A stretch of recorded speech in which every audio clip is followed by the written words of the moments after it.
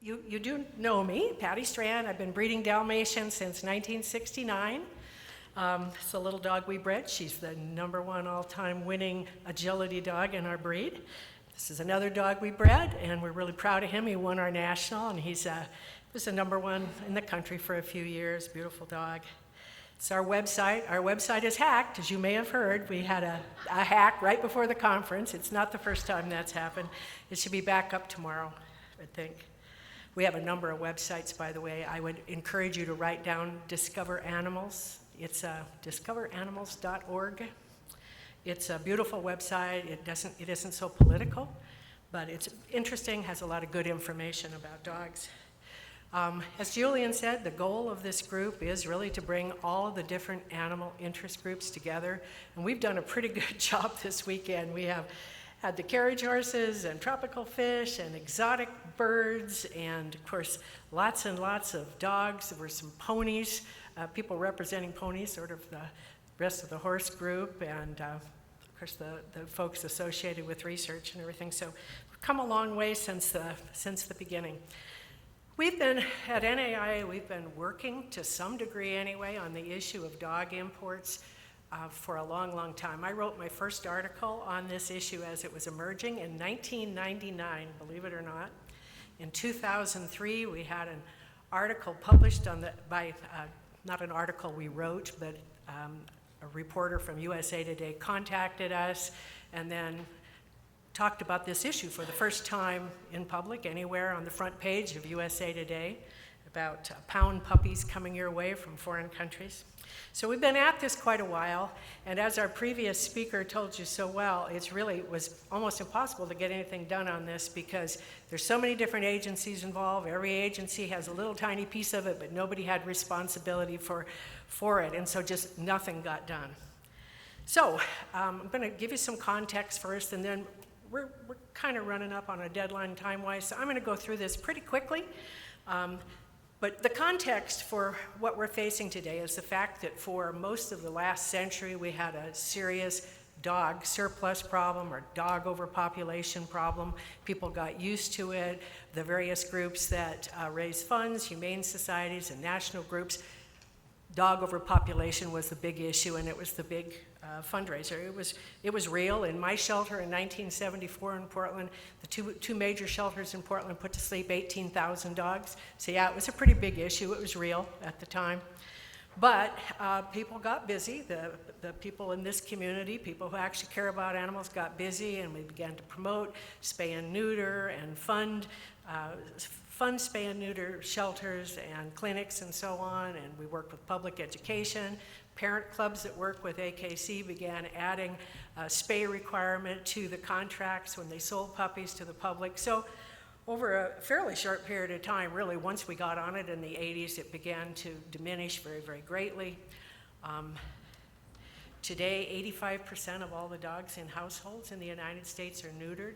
That's an extraordinary number. If you think about it, this is from the American Pet Product Association's information on it.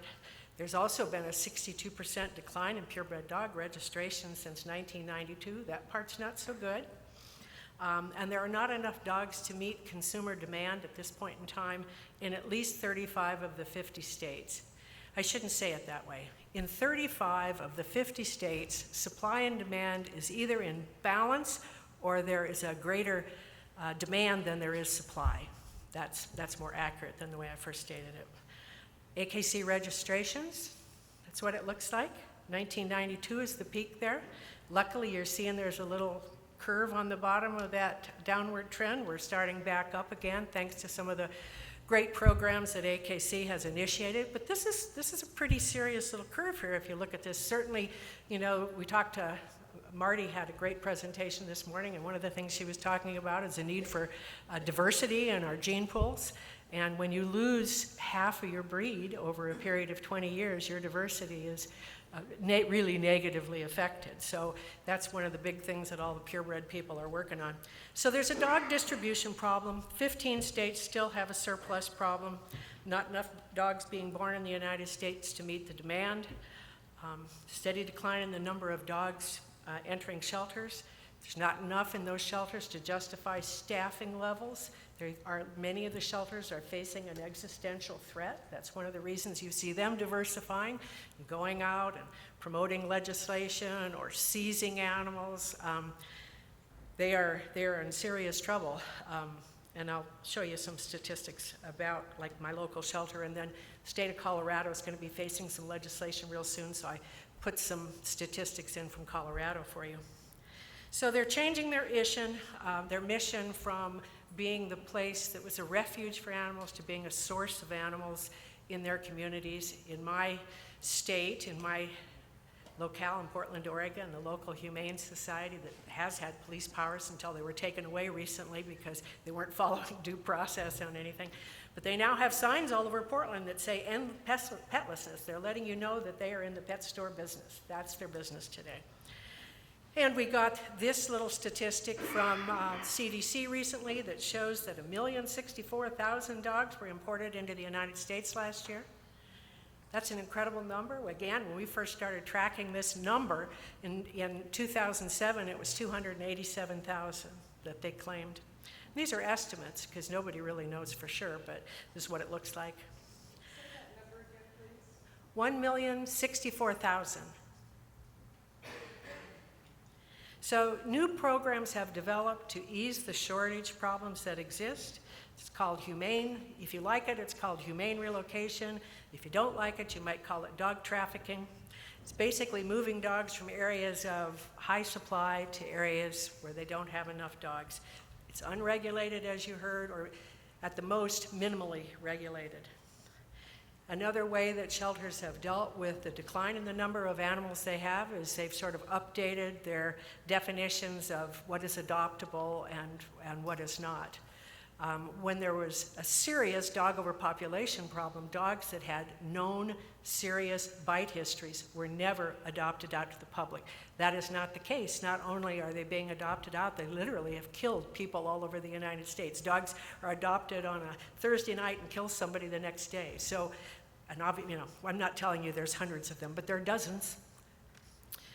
Okay, so we have put together a program so we could keep track of this because really none of the areas in the country, other than the state of Colorado, have been doing a good job of even recording what's happening in shelters. They are not regulated. The pet stores are regulated. Dog breeders are regulated. But the folks in the humane community, the 501c3 animal community, are not.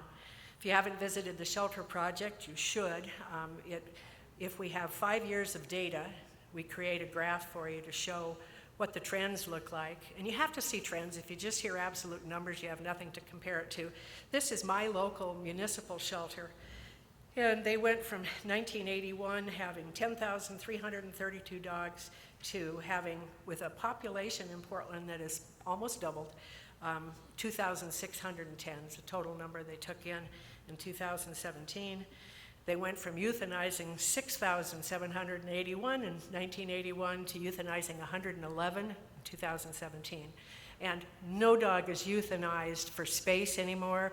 Every dog that is euthanized because it has a serious temperament problem or it's too sick to adopt out. Okay, a little different curve line for a private shelter. You remember when you looked at Multnomah County, that's a government shelter, the line went straight down, it didn't kind of even out. And so you can tell by just looking at the curve line that this shelter is an importing shelter, right? And you compare it to the other local shelter. And this is their adoption graph. It shows you that they're adopting more dogs now today than they were in 1981 when they actually had a serious problem. So they're doing that by importing. And 67% of their dogs were imported in 2018. That's 3,841. They come up by 5. Most of them, or many of them, come up from Mexico. So the disease issue we were talking about earlier, different parasites and different kinds of viruses and different kinds of bugs are more of a problem. And their euthanasia rate is really good too. They were euthanizing 15,334 in 1973, and they euthanized 556 in 2018.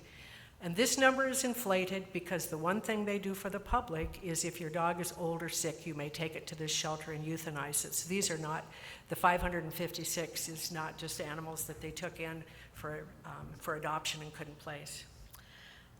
Colorado, 106,000 dogs went through their shelters and rescues in 2018.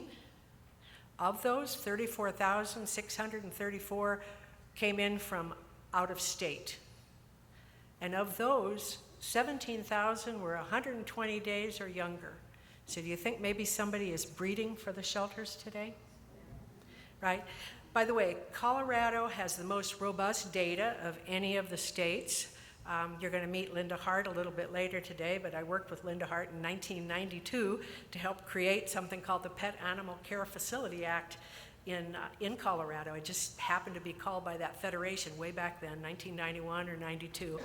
And they, as part of what they do, they collect data on everybody who's in the pet business who is transferring more than 24 dogs a year. If you are a breeder and a hobby breeder, let's say, and you transfer 24 dogs or less, you don't have to be licensed. Everybody else does. So it's kind of like Florida where you have 20.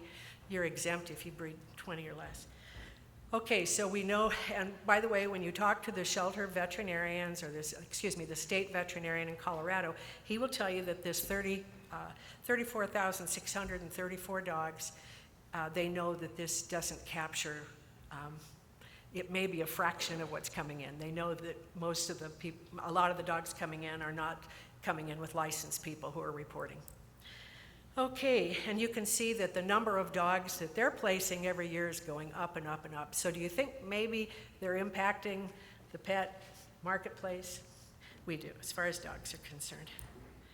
Okay, and we know that this is going on all across the country. Again, most of the states have very little data that you can look at and draw any kind of conclusions from, but we know that in Massachusetts and in Connecticut, from our board member that collects this stuff, and some friends we have in Massachusetts, their state vets tell us that they're bringing in about 20,000 each. Okay, back in 2007, 8, and 9, when I was first rambling on about this, I used to go to Banfield. Banfield would have me come and talk at their summits. And this is where the whole idea of how many dogs it takes every year just to replace the ones that die first came up, and it was in our charts. And these are side-by-side charts depending on whether you figure that dogs live an average of 10 years each or if they might live to be 12 and a half. So we said in 2007 or 8, we said it took 5.7 million dogs to replace the ones that died every year if you were using an age of 12 and a half. And if you were using an age of 10, it would take 7,200,000. And just to kind of play with you a little bit here, I did something mathematically that I thought might be interesting for you. Assuming that the United States, and I looked these numbers up, has a population of, the US dog population is about 80 million. By the way, AVMA says it's 80 million, APPA says it's 90 million. We usually go with the AVMA's numbers because they use a bigger sample. Assuming 10% turnover rate, in other words, 10 years of life, then you're going to need 8 million dogs just to replace the ones that die every year. In 2018, the US human population was estimated to be 327 million. In Colorado, the human population is 5.696 million. So that is a factor of the US population of 0.0174. So to maintain the current dog population in Colorado, you need 139,267 dogs. And we already saw that Colorado's importing, that Colorado shelters are responsible for 106,000. So just think about how much of the marketplace they have and what we have to work with, and you'll kind of understand the overall trend, where we're going if we don't get more actively involved in legislation. Does this all make sense? Did it make sense? Okay. Okay, so the biggest animal welfare problem we have of this century, now that dog overpopulation is close to being solved in most of the country, is the dog import problem.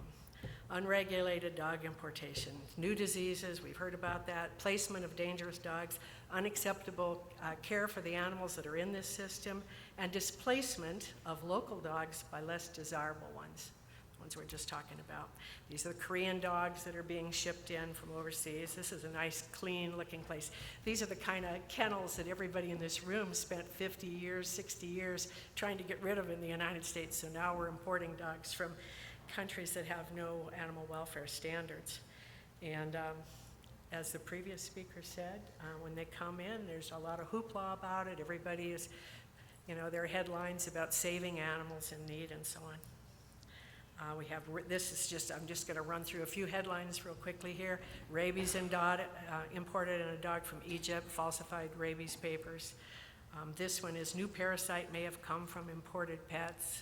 This is a case of eye worm. Somebody in Oregon was rubbing their eye. It hurt real bad. It didn't go away. They went to an eye doctor and they were able to extract a kind of worm from the eye that is found in Africa, and they did have a rescue dog. So this is in WebMD. Brucellosis, we talked about that earlier. Another rabid dog in rescue up in Vermont. And here's somebody killed by a dog that was newly adopted. A boy mauled at a city animal shelter. Albuquerque, we got involved with this. We actually worked with Inside Edition to put this story on. This particular shelter had knowingly adopted out over 100 dogs with serious bite histories. And it was an ideological thing. The director, no matter how many times you talked to her, or even when she did interviews, she couldn't do a filter. This is what she believed. She was looking out for the dogs. And this little girl,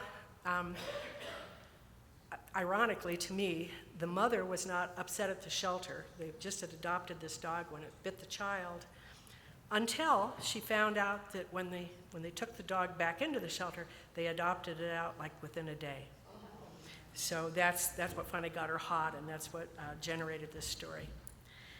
Okay, additional contributors to the problem we have: ideologically driven mission and tactics of the groups that are involved with the importation. Greed is a big factor, but certainly the ideological opposition to purebred dogs is another factor. And then outdated perceptions. Again, I mentioned in the very beginning that overpopulation is so ingrained in us. I mean, we had one campaign after another for 30, 40, 50 years that people are still operating with that in mind. And it's not a problem in most parts of the country. The ideological part, if you've ever read the Animal Rights Agenda, point number 10, we strongly discourage any further breeding of companion animals, including pedigreed dogs or cats. And we have Ingrid Newkirk's quote, "I don't use the word pet. If people have companion animals in their homes, those animals would have to be refugees from animal shelters and the streets." Hello? It's kind of where we are. And then others from the animal rights movement. Our goal is to convince the public to rescue and adopt instead of buying or selling animals, to disavow the language and concept of animal ownership. And there are anti-breeding workshops. When I first got involved, the San Mateo breeding ban in the late 80s had just occurred. And there was a woman running around the country who later joined Humane Society of the United States staff. At this point, she worked for a Humane Society in California. Her name was Kim Sterla. And we had people that were in our group who went to her workshops, and lo and behold, they found out that instead of talking about animal welfare and how you could help animals, this was the dominant message. Our goal is to make the public think of breeding dogs and cats like drunk driving and smoking. So the disparagement factor in all of this campaign, you have to, a lot of times we all wake up when it's legislation and when it's at our door, but the biggest tool in the toolkit of the animal rights folks, or as Frank Mitlerner said last year, our special friends, do you remember that? Is this constant disparagement of everybody who breeds animals or utilizes animals in any way. It has a huge effect on public perception. Okay, and the campaigns that we're dealing with, Adopt, Don't Shop, the No-Kill movement, legislation currently banning pet stores. These are just some of their little taglines that go along with their campaigns. Don't breed or buy while shelter dogs die. Let us import them instead. And then it's kind of interesting. Humane Society of the United States to this day makes a claim that 25% of shelter animals are purebreds. They never have been. Even when I started in the early 90s, it was never a number that high. We actually did a study because we got tired of hearing about it. NAIA did a study, and it's a very good study, by the way. I mean, it was rigorous. We hired an intern, and we had him look at 2 shelters in each of the 9 census divisions every single Monday morning for 52 weeks. And we came up with 5% of the dogs were purebred, and we were really gratified when 2 or 3 years later, Mars did a study using DNA, and they came within 0.2%. Theirs was actually lower, but maybe it had declined a little more by then. So it's one of the studies that we did. They put up, of course, to disparage breeders, they put up billboards. We answered this one with our own billboard, which said, "Your best friends from America's best dog breeders," and we put it in the same place they had their sign the next year. They put their sign right outside. So I'm going to come back to the individual pieces of this bill for the next session, and just basically my last slide for you was just encouraging you please to sign up at www.naiatrust.org. This website has not been hacked in the last 24 hours, so you can do it. The very first link on this site says subscribe to our newsletter or our alerts, something like that. Please do that, because we can't contact you unless you sign up.